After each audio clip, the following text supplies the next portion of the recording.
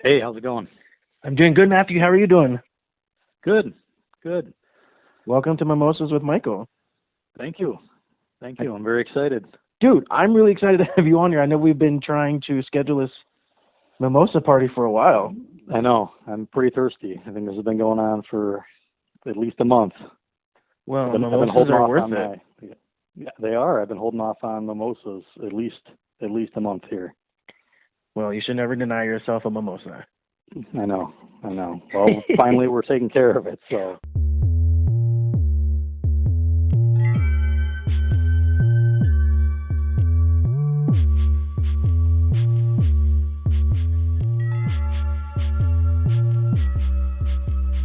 Well, anyways, I just want to welcome everybody to Mimosas with Michael, and I want to introduce my friend, Matthew Fleming, author of a book called The Dreams.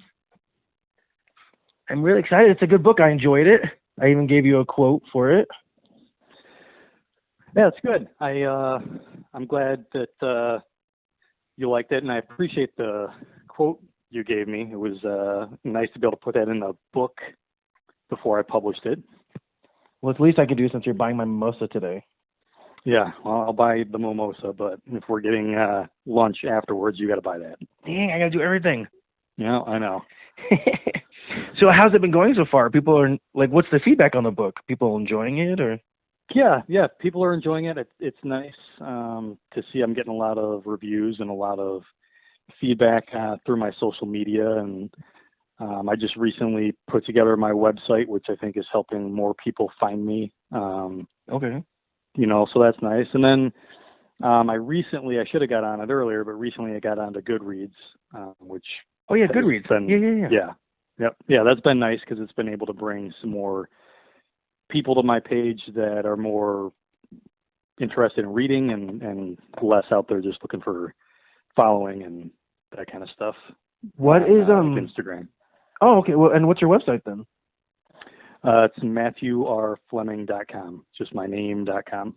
Oh, that's pretty easy, man. Pretty easy, yep, for sure. It's like mine, Mimosas with Michael. Can't get any easier than that. Yeah, you can't forget that. It's pretty easy. And who doesn't love alliteration? Exactly. So, describe the book. So it's sort of like, I guess, a horror thriller, because you kind of like horror, but like, what was the inspiration for this book? And then what made you decide to write a book? Because I wanted to be a novelist growing up. I wanted nothing more than to be like Ernest Hemingway. I actually wanted to be more like Edgar Allan Poe. But then, my life, once I started working in the film, I became more of a script writer. So explain to me like how Matthew R. Fleming became a novelist. Sure. Well, those are, you throw out big names. You talk about Edgar Allan Poe. Well, I don't know him personally. Well, for sure. I don't think anybody alive knows him personally. But you talk about that, or you talk about like Lovecraft, and so you start to go into these, very dark, twisted, but elegant, very, very flowing horror genre, and that's I think where I kind of started. Okay. Because in college, my minor was creative writing. I what was your major? Law enforcement. So they're so different. Oh, so different. Yeah, that was so thrilling. It was super dry. Hey, that probably teaches you a lot about horror, I would think, right? Law enforcement. Yeah. There's a lot. Well, some of it was laws and stuff like that. So that's not necessarily the direction that's more horrific. Yeah. It was definitely more horrific to have to sit through that. But the creative writing was more enjoyable, and I should have done my major as English creative writing, but I didn't, and so now here I am trying to put together writing with just a minor. But I think. But you did it. I mean, dude, you have a novel. It's not like you were trying to. For sure, and it's interesting because when I was in college and I was writing in college for my minor, it was difficult. I could never get past 30 pages was about the extent I could write short stories, and I couldn't. After that, I just couldn't write any further than that.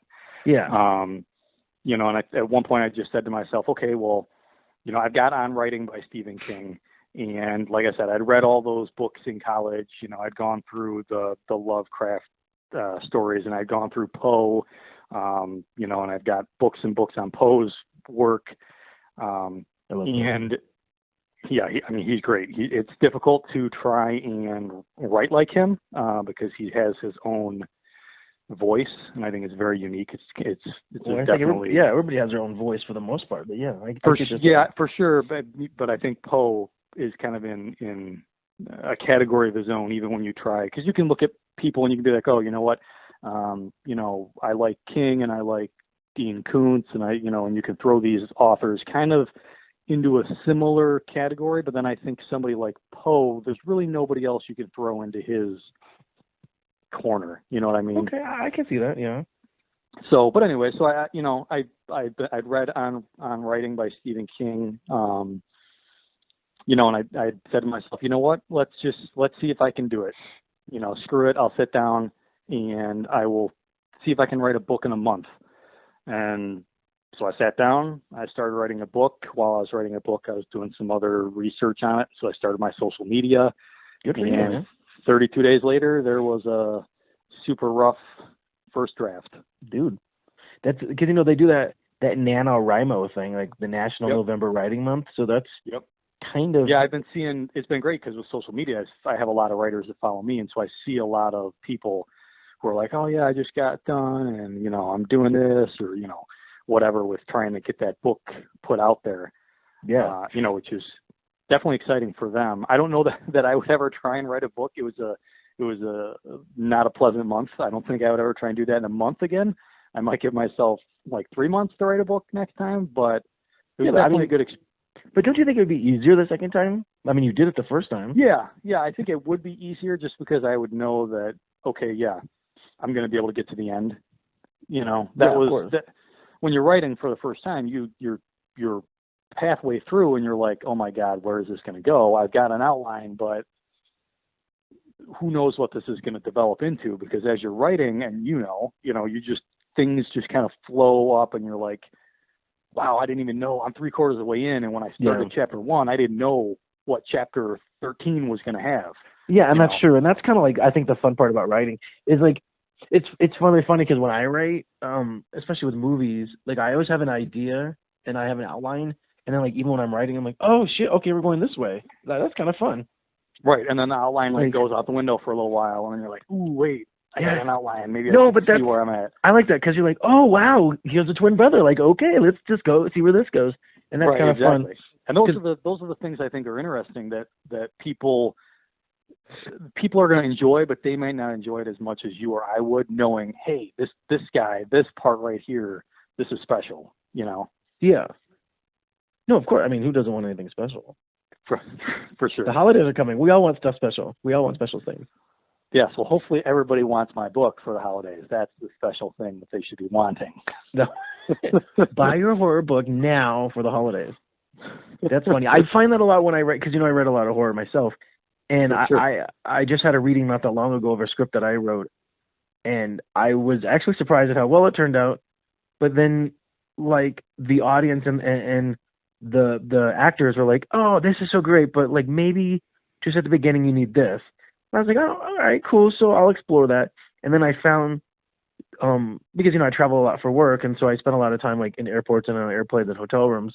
And I'm stuck here and I'm like, okay, let me just write. And I find that like, as I'm putting more with like a specific character who was a small sort of ancillary character. And all of a sudden now she's a little bit bigger. And it's sort of nice to bring her towards the front because I didn't think she had a lot to offer and she did. And it's the mother of the character, and it's like, wow, like. So I was talking to my other producer, and I was like, so we have to get a bigger actor now because we have a bigger role. He was like, great, sounds good. But it's so fascinating because I never wanted it to be a lot about the mother, which is not a bad thing. But I'm learning that maybe there's parts of her that I need to sort of help compel the story.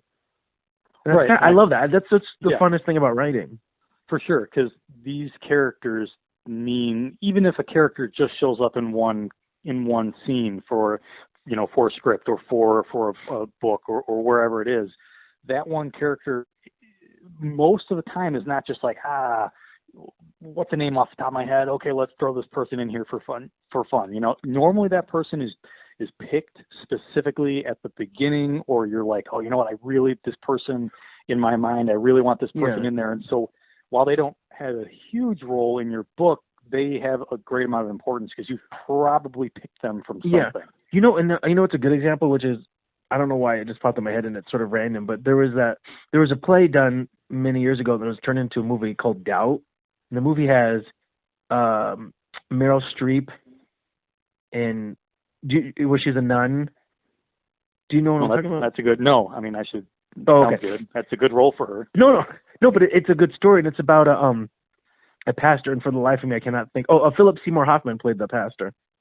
And it's a story about a priest who is accused of molesting a young black kid. Okay. And so, but what's interesting about it is it was one of Viola Davis's first roles, right? She was sort of an unknown, but this woman is in one scene. In the play, she's only in one scene, right? It really has only three characters, and then this one woman is in one entire scene, and it's unbelievably pivotal. I can't even talk. See Mimosas. Too many mimosas. That's how great they are. The scene is so pivotal because she's the mother of the young kid, and I mean, I think Viola Davis was nominated for an Oscar for supporting role, and she was in one scene. But that's how powerful that character was.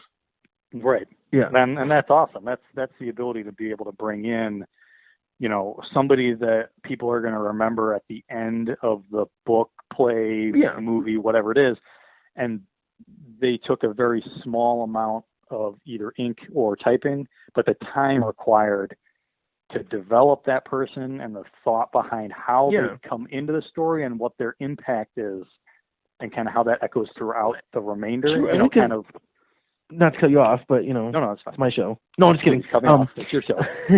No, but we can relate it to something in horror where, in the first Friday the 13th, it's you have this killer who is all through the movie, and you don't even find out till the very end that it's Jason's mother, and she's probably only in a couple of scenes, but her presence and what she's all about is through the entire movie. And you see movies all the time where they mention a character and then at the very end you see them for a scene.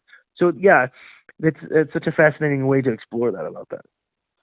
Yeah, and that, it was interesting when I was writing The Dreams, my antagonist came in for the first draft. My antagonist came in really early. Okay. And then I ended up pushing him back, and I think he came in earlier than I would now if I was to rewrite it. Mm-hmm.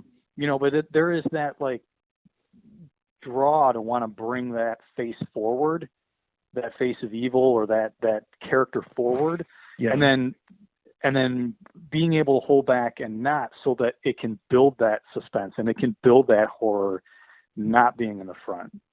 You know what I mean? Does that make sense? It's yeah, of course. I mean, my story, not to cut you off, but my keep cutting me off, please. It's my show. I'll be on the show. No, I'm just kidding. No, it's a give and take. You say little, I say little. Why you say little, I say a lot, I think is what's going to happen. Well, I can talk, but yes, go ahead. People, when they listen to my last podcast, are like, "Oh, you talk so much." I was like, "I know, but I think I'm interesting." So, yeah. But in my script, I start off with the murder, right, and then I kind of work backwards, leading up to it about what got us there. And people were like, "But I know who killed her."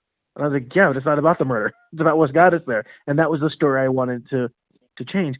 So, I think sometimes bringing the evil up front right away is not always a bad thing, specifically. No, for sure. No, not in every situation. And I think that's a special situation where you're kind of working backwards. Yeah. When you see, I'm trying to think, and there's plenty of movies or books where that happens, but those kind of situations are unique because it's not easy to do that. No. It's not easy. It's easy for me to say, well, I mean, it's kind of easy. It's easy for me to say, hi, you don't know what this thing is, and I'm going to kind of tell you what this thing is, but you're not really going to know until way over here. Yeah, but that's cool. That's fun. For sure. And for sure, it's fun, but it's a whole different style to be able to bring that person forward up front and be like, yeah, here's your take. Now let me explain why it's good and keep their attention while you're, you know what I mean? And that's just a totally different way. That's a different angle of going at it, and kind of what's difficult for me because now I'm writing the second book. Oh shit! And so this is what I'm running into. What's it called, The Nightmares? Maybe, who knows? I mean, we got The Dreams, and so it's going to be a sequel. So I mean, I'm toying with what the I keep calling it the Dreams 2 on social media because Well, I'm not even close. I mean, I'm not even close to trying to name the thing. But everybody already knows what my antagonist is come book 2. They already know what's going on in book 1, you know. And so there have been people who have said, I don't even know how there could be a book 2 after book 1. Like, what is that even gonna entail? And so starting book 2 and being like, you know, oh my God, I got to somehow bring this mystery which unfolded through this whole book and came to a conclusion at the end. Somehow I have to bring this already known element and create a whole other book on it, which I think is fun in the challenge. Yeah, I have no idea how long it's going to take me. Well, that's okay.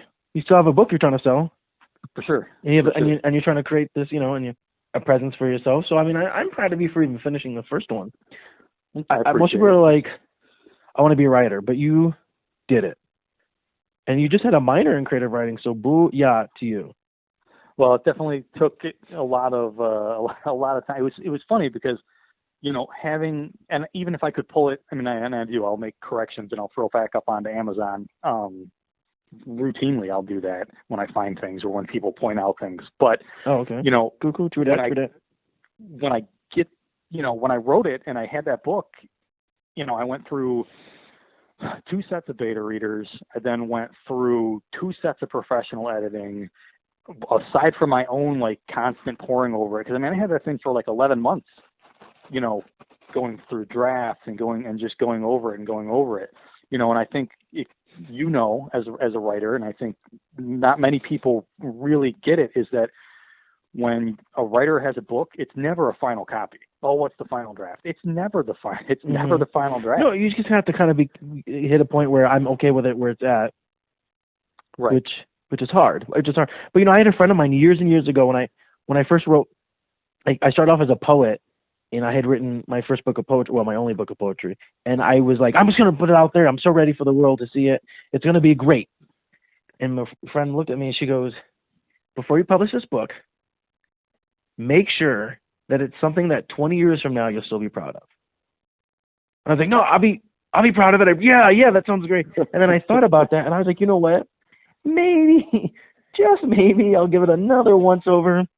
And I'm glad I did because, you know, I did it so many years ago, and I'm still proud of it. I mean, I was young, and I'm a much better writer now, but at least I did it, man, and it was great to have that experience, and I'm glad.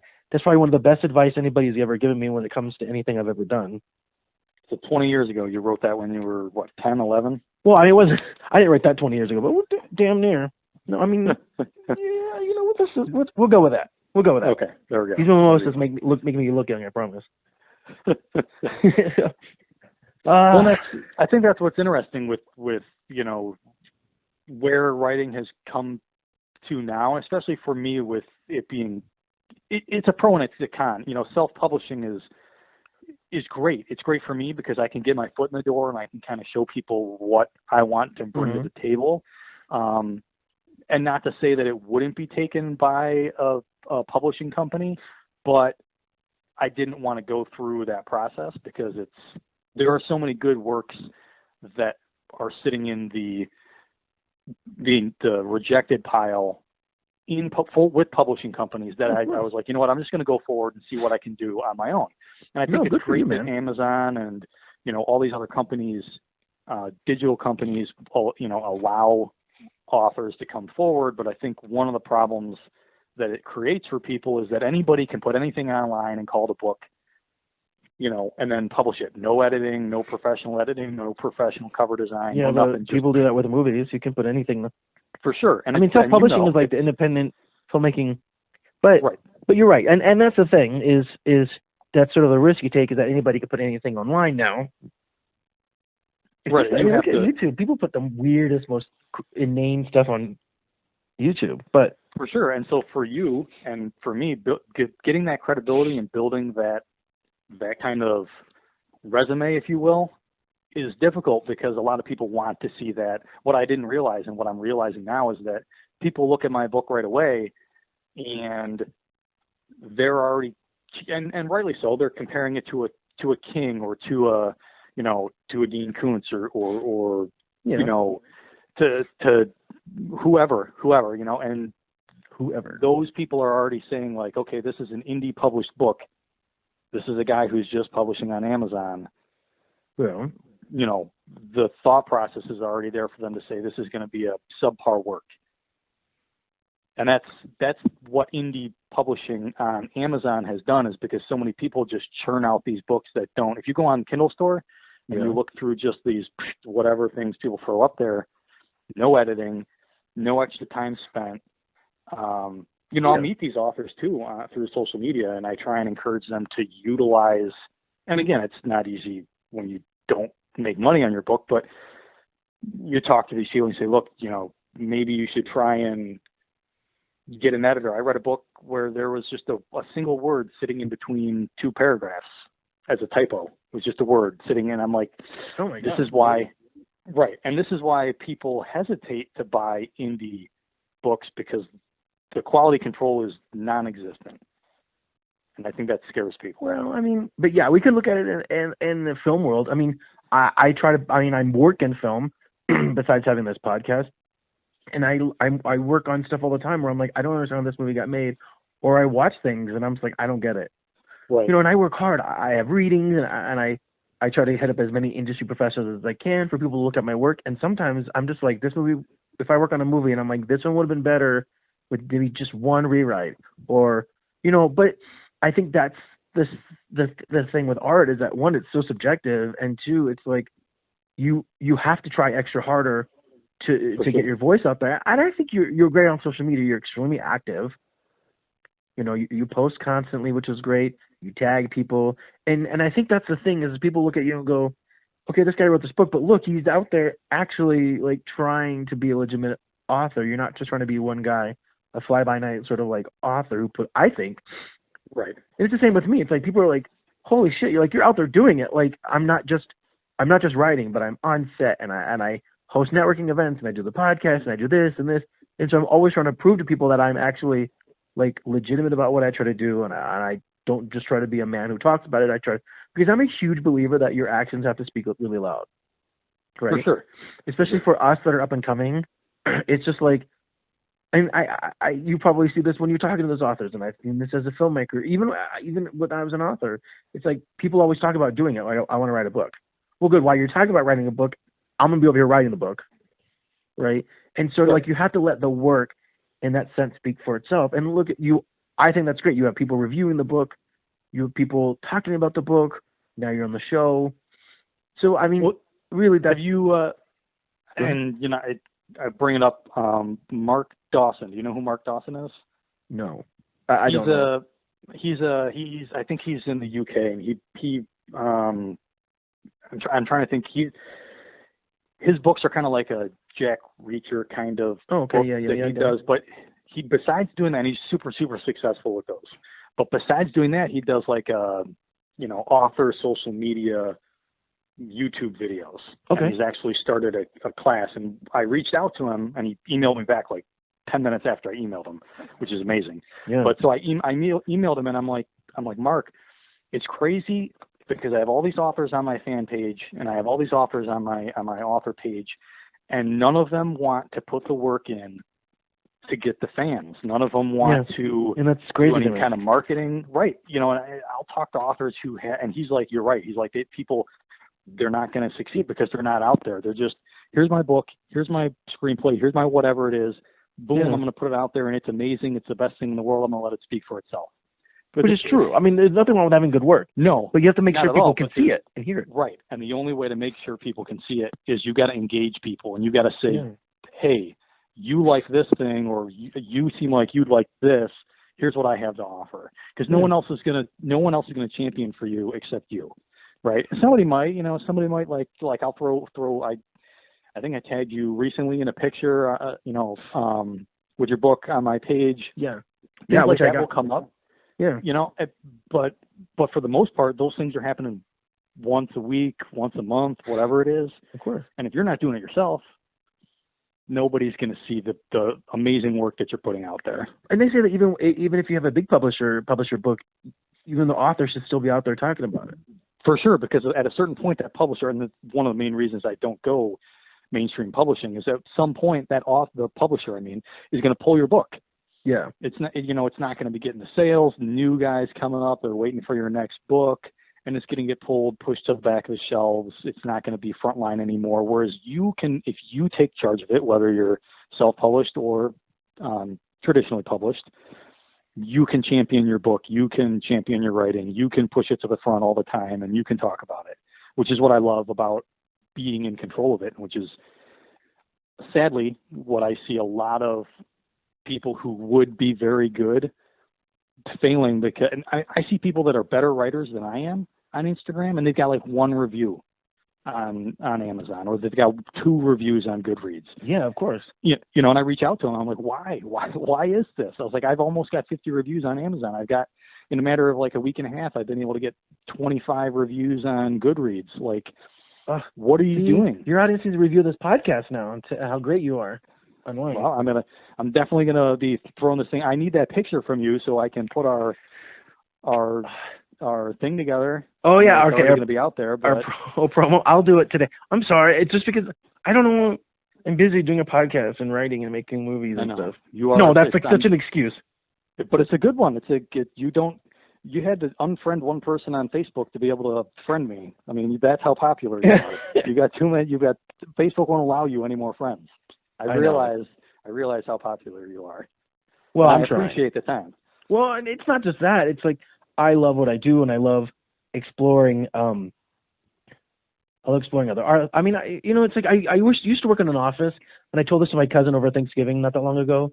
He's just like, I have a cubicle job, and it's so soul crushing. And I was like, yeah, and it is good for some people, but I can't sit still. Like I'm in a hotel room right now well, we don't say that because we're having mimosas, but anyway. Well, okay, now we're having mimosas in your motel room, so just got scandalous. Hey, scandal, that'll help sell your book. There we go. There you go. Love it. No, but that's the thing. It's like he was just, I get to travel. I've been working on the show, and I've been bouncing around from, a couple of other states, and I like that. I like that because it's like I just feel like I don't travel a lot, but I'm able to like go to places I haven't been to before, and I stay in hotel rooms. And it's not like a consistent thing, but it's enough where I feel like I'm always on an adventure. And I love that. I like that. Right. That's important to me. That means a lot because, I was such a young age when I got an office job. And then, when I hit 30, I was like, I can't do this anymore. It is soul crushing.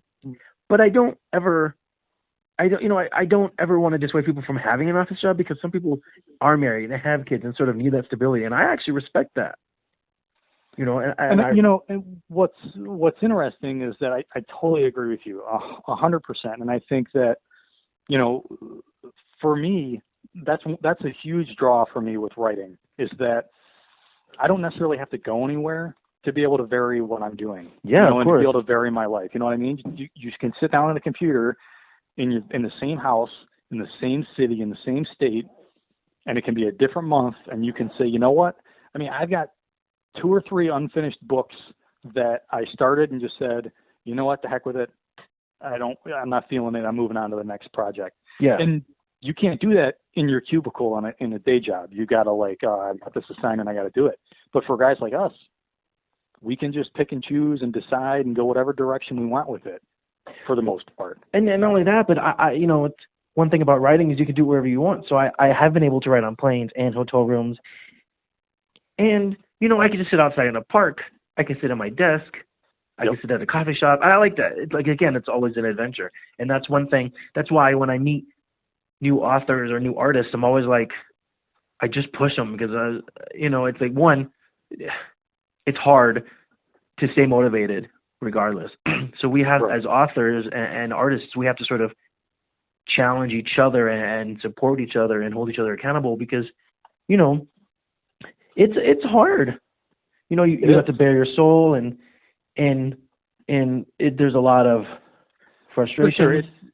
It's different when you have, a boss and you're in, like, we'll go back to talk about the cubicle, and your boss says, hey, you could have done better on this assignment, or that's just one assignment.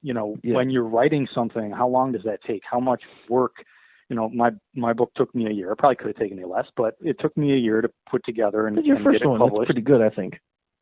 Well, I appreciate that. I'm not upset about it. I think a year was a good time for the first one and kind of getting to know it. Yeah. But when you see that first 2-star review, or you see that first critical review, and you're like, that's when it hits you. That's when it's like, okay, it's real. This is what you're going to get. You put your ideas out there and your art and the thing that you've been working for and been super excited about, and you put it out there, and now people are going to come back. And I think it's great. When I see those reviews, initially, I'd get annoyed about it, but now I look at it and I'm like, okay, what can I learn from this review? Yeah. And, how many of them are there?